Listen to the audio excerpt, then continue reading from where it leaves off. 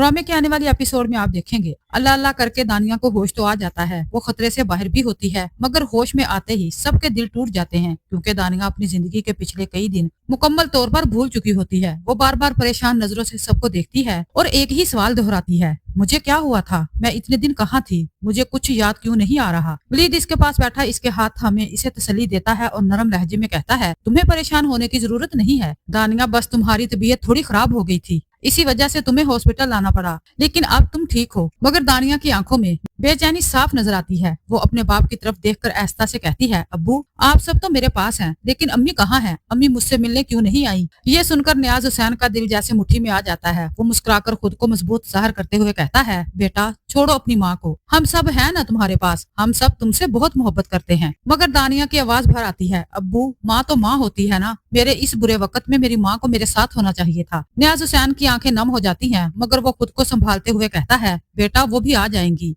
दूसरी तरफ जब सादिया को यह खबर मिलती है कि दानिया को होश आ गया है तो इसके कदम खुद ब खुद हॉस्पिटल की तरफ बढ़ने लगते हैं। वो जल्दी जल्दी तैयार हो रही होती है कि इतने में नियाज हुसैन की कॉल आ जाती है। इसकी आवाज में सख्ती होती है, सादिया खबरदार, तुम्हें हॉस्पिटल आने की कोई जरूरत नहीं है, मेरी बेटी मौत के मुंह से वापस आई है, मैं नहीं चाहता तुम्हारी कड़वी बातें सुनकर इसकी हालत दोबारा खराब हो जाए। सादिया की आवाज कांप जाती है, वो मेरी भी बेटी है, मैं इससे मिलने जरूर आऊंगी। मगर नियाज हुसैन सख्त लहजे में कहता है, अगर तुमने हॉस्पिटल में कदम रखा तो मुझसे बुरा कोई नहीं होगा। ये सुनकर सादिया के हाथ से फोन गिरने को होता है। इसकी आंखों में पछतावे के आंसू आ जाते हैं। इसी दौरान राशिदा खाला आती हैं और जब इन्हें पता चलता है कि दानिया को होश आ गया है तो वो हैरत से कहती है कि सादिया तुम कितनी संगदिल हो, अपनी बेटी को देखने हॉस्पिटल क्यों नहीं गई। सादिया दुखी लहजे में जवाब देती है कि सबको मैं ही बुरी लगती हूँ, नियाज हुसैन ने साफ मना कर दिया है हॉस्पिटल आने से। राशिदा गुस्से से कहती है, वो तुम्हारी बेटी है, दानिया जिंदगी की तरफ लौट आई है, तुम्हें इसके पास होना चाहिए। आखिरकार राशिदा जबरदस्ती सादिया को अपने साथ हॉस्पिटल ले जाती है। जैसे ही सादिया दानिया के कमरे में दाखिल होती है,